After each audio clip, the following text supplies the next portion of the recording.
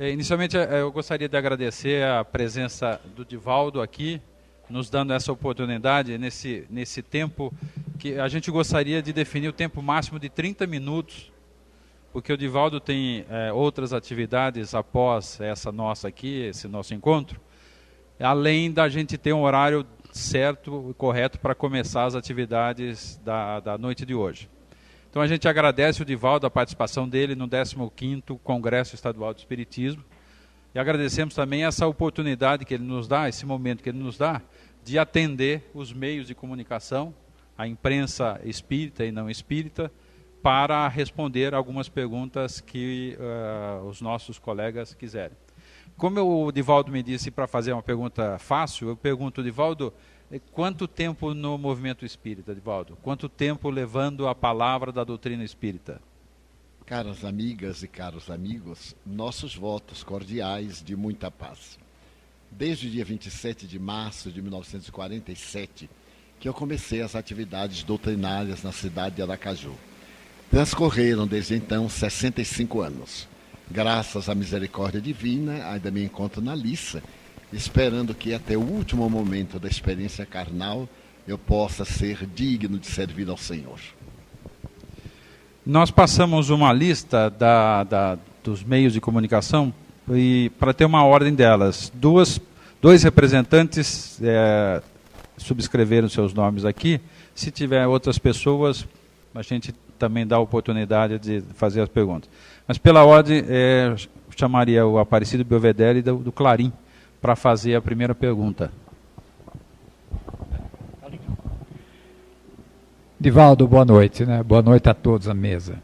A pergunta que está, digamos assim, o assunto do dia, vamos dizer assim, lamentavelmente foi a aprovação sobre a questão dos anencéfalos, né?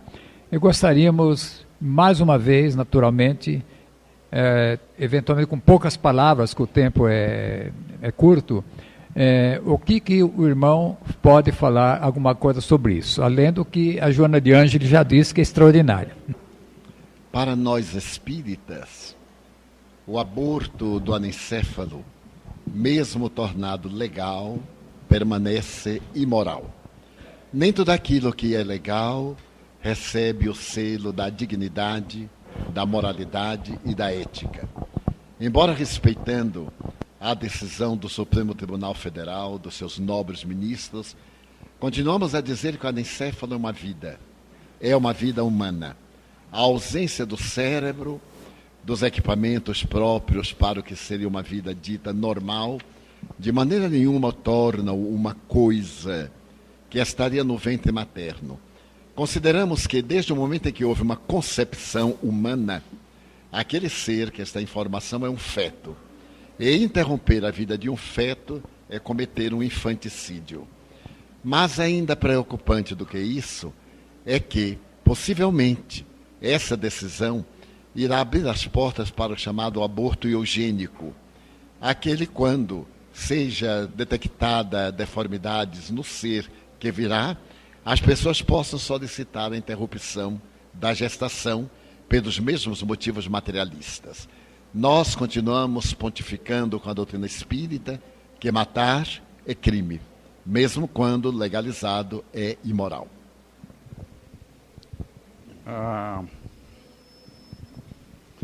A Carmelita, representando a revista Mérito em Enfoque. Divaldo, boa noite. Eu estou representando as duas revistas, eles vão fazer uma matéria especial sobre a sua visita e logicamente sobre o Espiritismo. Então nós temos aqui uma série de perguntas. Como está a expansão da doutrina espírita no Brasil? Felizmente, a doutrina espírita é um conteúdo de respostas. E como todos nós temos perguntas, o Espiritismo cada dia adquire mais cidadania. A sua divulgação, graças à moderna mídia, vem encontrando grande ressonância nos corações dos brasileiros. Mas não apenas aqui. Praticamente em todo o Ocidente, o Espiritismo tem encontrado uma aceitação das mais confortadoras. Isto porque, As suas respostas em torno dos graves problemas humanos são lógicas, portadoras de altos valores iluminativos e, sobretudo, por dignificar cada vez mais a criatura humana, proporcionando uma vida melhor em relação ao futuro. Uma segunda pergunta, nós podemos fazer na sequência? Tá, faria 2 perguntas, a gente passa para outra. Tá certo, podemos voltar tá a você. Como uma pessoa obtém a evolução espiritual? Através do conhecimento. Muitas vezes dizemos que basta a boa vontade. Eu recordo-me de Goethe, o extraordinário poeta alemão, que asseverava que nada pior do que um grupo de pessoas de boa vontade, porém ignorando o que deve fazer, causa mais distúrbio do que benefício.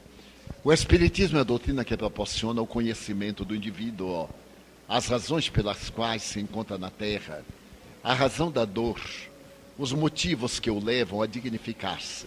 O conhecimento irá iluminar-lhe a consciência e, através disso, produzir uma mudança radical no seu comportamento anterior, sempre para melhor, lutando para que cada dia seja melhor do que no anterior e vencendo as más inclinações, conforme acentua Allan Kardec, quando define o que é o verdadeiro espírita.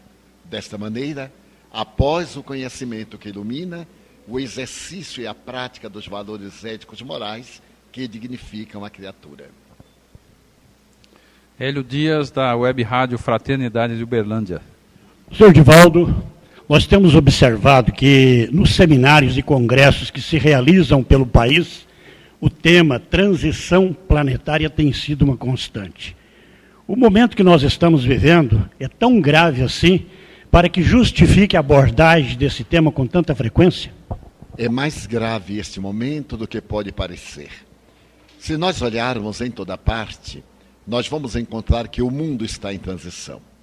Em todos os segmentos, religiosos, políticos, sociológicos, econômicos, morais, estamos vivendo o momento da grande transição. E Allan Kardec, o egrégio codificador da doutrina espírita, fazendo uma análise desses tempos, no que ele denomina os sinais dos tempos em A Gênese, ele demonstra que nós estamos num período de graves transições planetárias, o que caracteriza o término de um ciclo, mundo de provas e expiações, para a abertura de um novo ciclo, mundo de regeneração. Aliás, no momento se fala muito no calendário maia, que teria estabelecido o fim do mundo no dia 12 de dezembro do corrente ano. Porém, um dos maiores especialistas na cultura maia, o Dr. Orlando Casares, que é o diretor do Museu de Antropologia da Cidade do México, onde se encontra a pedra em que está o calendário maia, chamada Tortuguero, assevera que os maias não acreditavam em fim do mundo, porque isso não faz parte da cultura maia. O conceito de fim do mundo, Apocalipse, é um conceito judaico-cristão. Os maias estabeleciam ciclos de evolução. E nesse dia, desde a 3111 a.C., encerra-se o 5º ciclo da evolução maia, que é dedicado ao deus Ioquite. Dessa maneira, nós entraremos, segundo os maias, em um período de plenitude, de felicidade, o que coincide perfeitamente com a tese kardeciana a respeito do mundo de regeneração.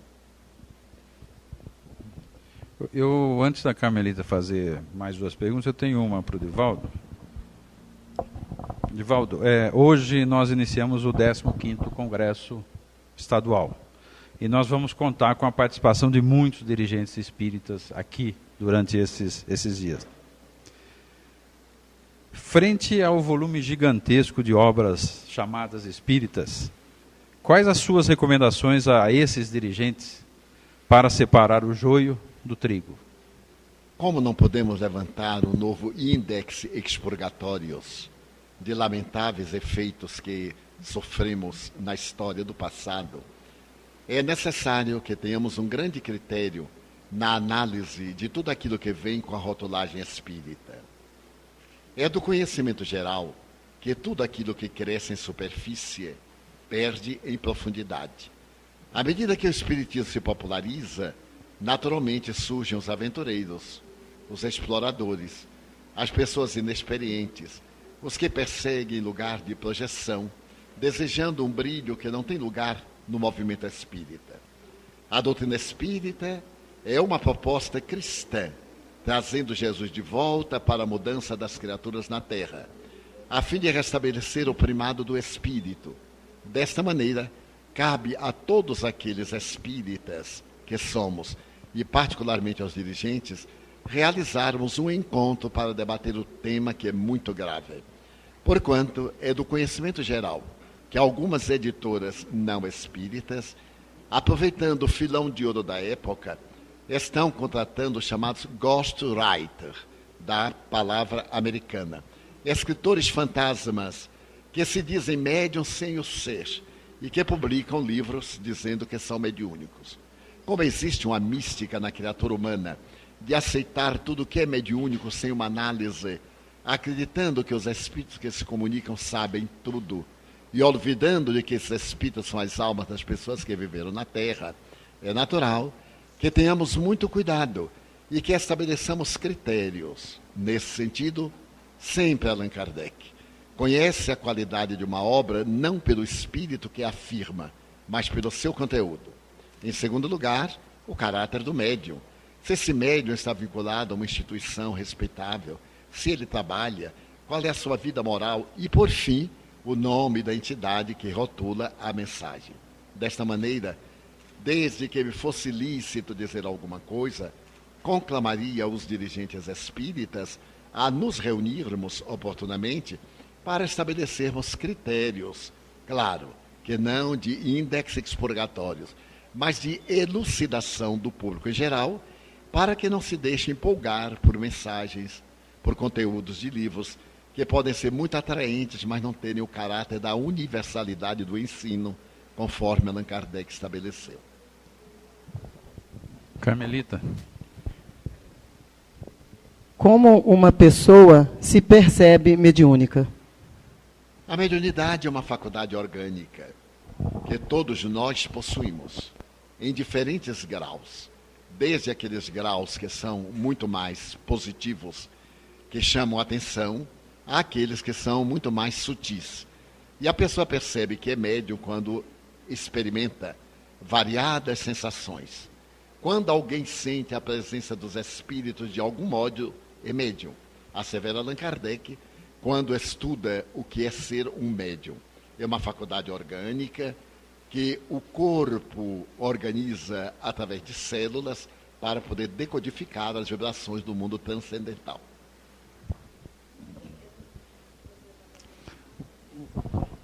Você está representando o que... Rede Mover. Qual é o seu nome?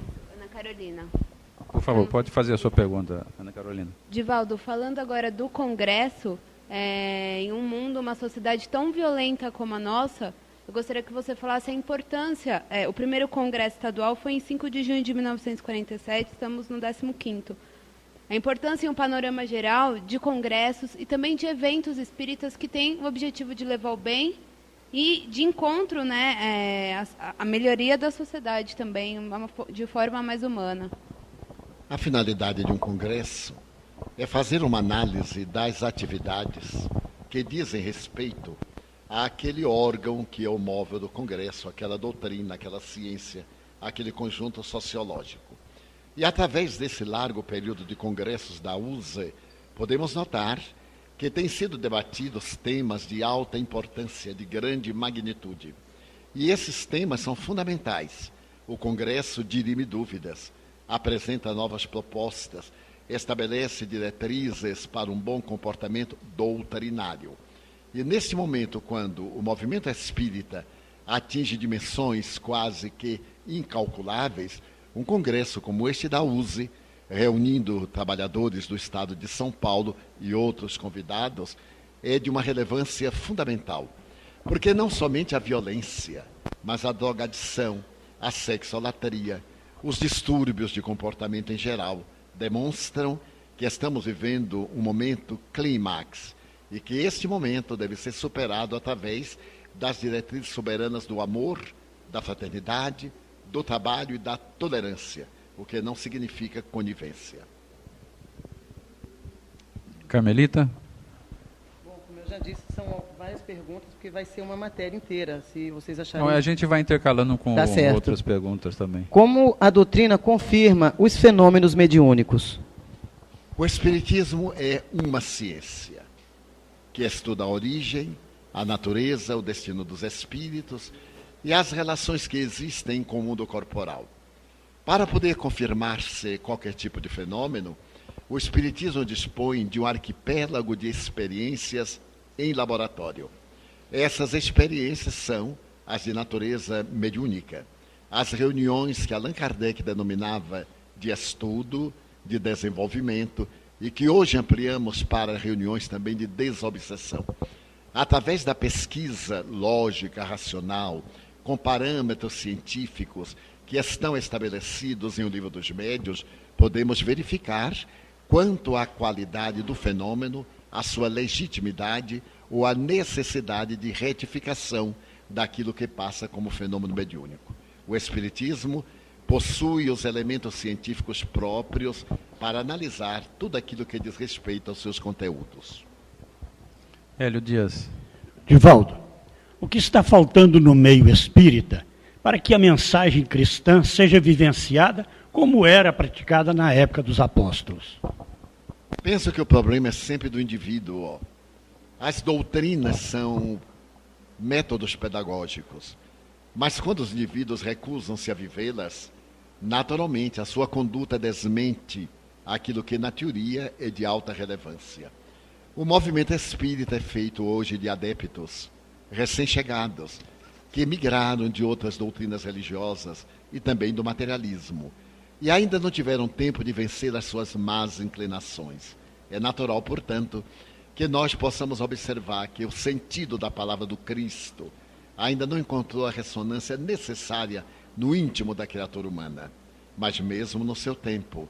Se nos recordarmos de Judas, que o traiu, de Pedro, que o negou, dos amigos que ficaram apavorados ante o seu testemunho, constatamos que isso é uma debilidade do caráter, é uma fraqueza da constituição humana, e que somente através do tempo, reencarnação após reencarnação, o indivíduo vai adquirindo toda a estrutura de segurança para chegarmos um dia, certamente não muito distante, no mundo de regeneração, em que o pensamento do mestre será vivenciado conforme nos dias do apostolado, dos primeiros 300 anos de divulgação da doutrina.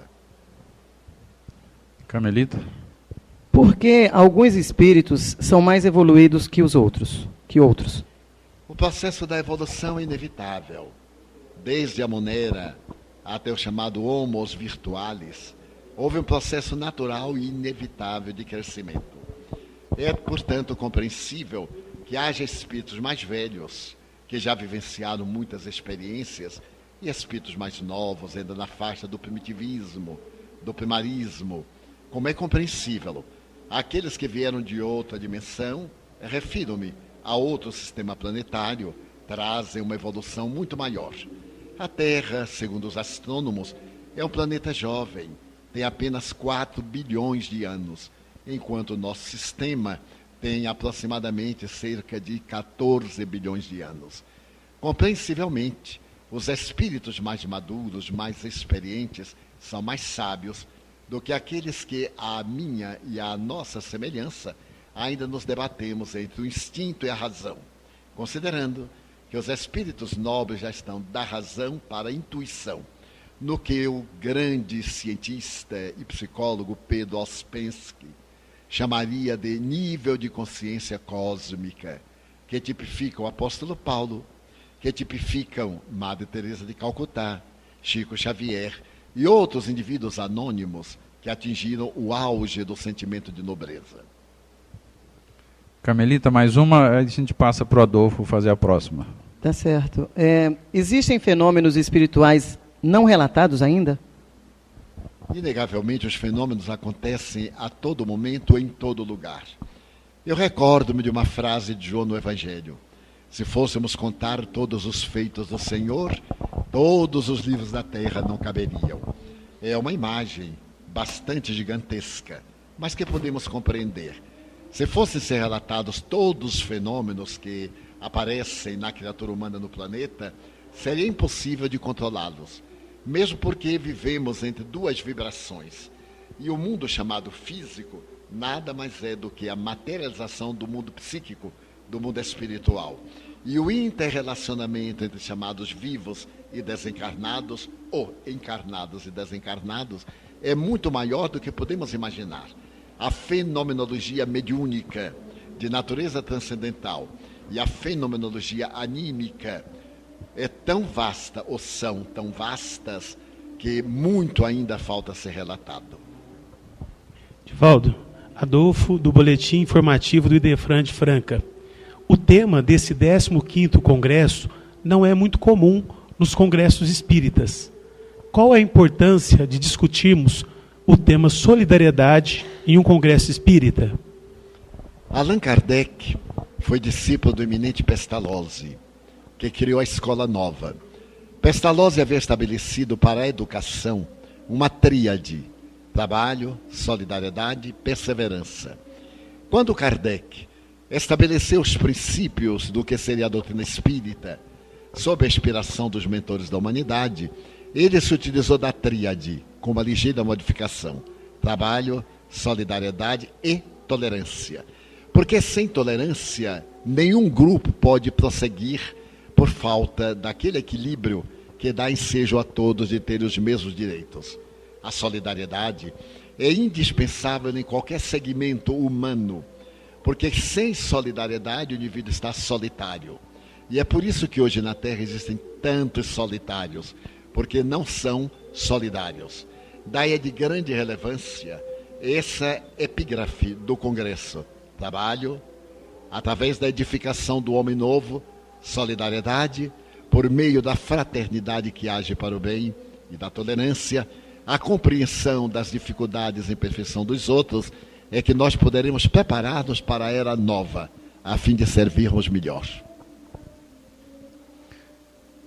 Carmelita.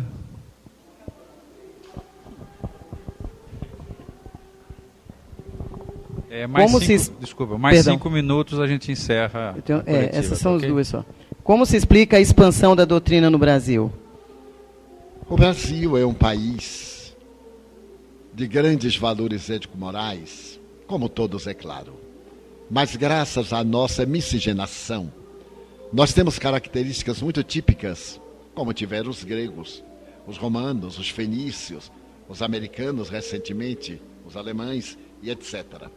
Sendo que nós temos a sensibilidade muito aguçada. É um país sem karmas coletivos. Os grandes karmas do nosso país são a escravidão negra, que uma brasileira encerrou. Mas essa escravidão era a herança dos nossos ancestrais portugueses. E depois foi a inclemência da Guerra do Paraguai, que o Brasil regularizou com a usina de Itaipu, oferecendo ao nosso país irmão recursos para o ajudarem na sua recuperação social, econômica e moral. Então, num país com essas características, uma mensagem exuberante e gloriosa como a do Espiritismo, que elucida as razões e as incógnitas da vida, a aceitação fosse muito fácil.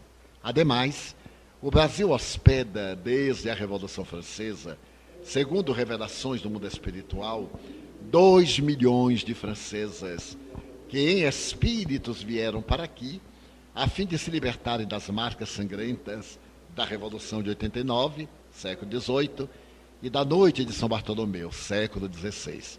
É claro que, quando a doutrina chegou ao Brasil, aqueles espíritos acostumados com o cartesianismo, com a dialética, tiveram a maior facilidade de aceitar a proposta, e logo a doutrina tornou-se uma labareda que se transformou num incêndio de amor e de paz, hoje albergando no seu seio milhões de indivíduos que estamos construindo um mundo melhor.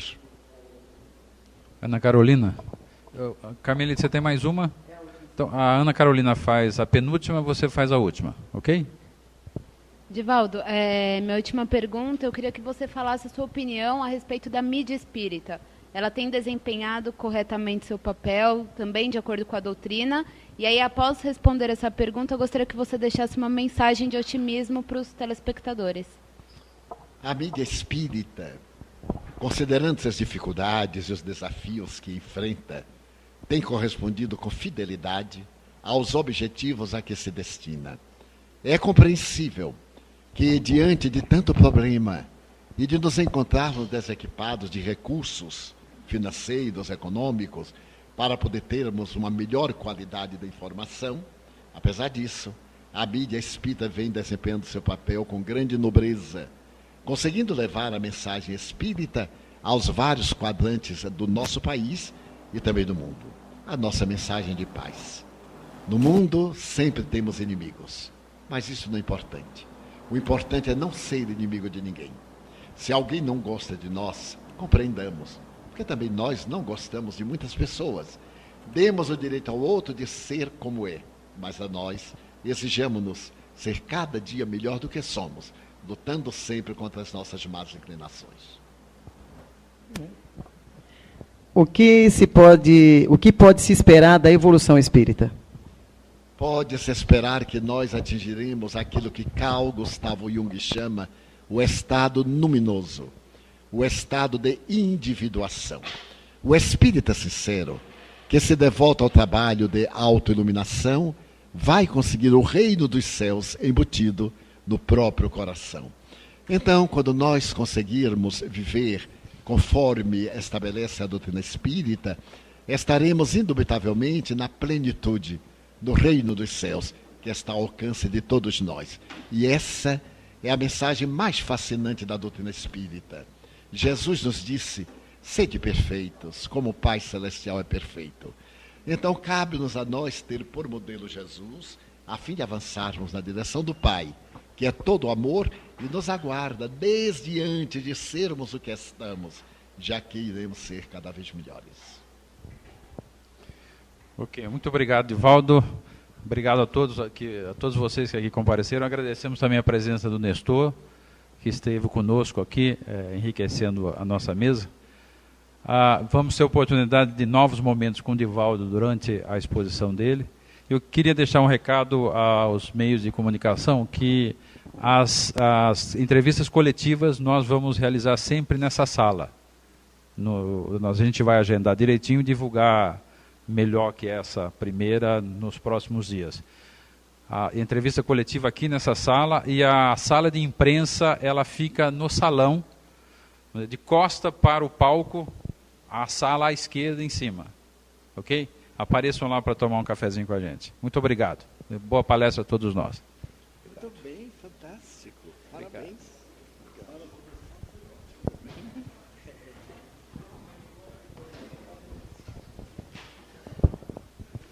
Rede Amigo Espírita, uma ferramenta de união, interação e divulgação do movimento espírita. Acessem www.amigoespírita.ning.com e confira nosso acervo disponível. Rede Amigo Espírita, divulgando, instruindo e unificando.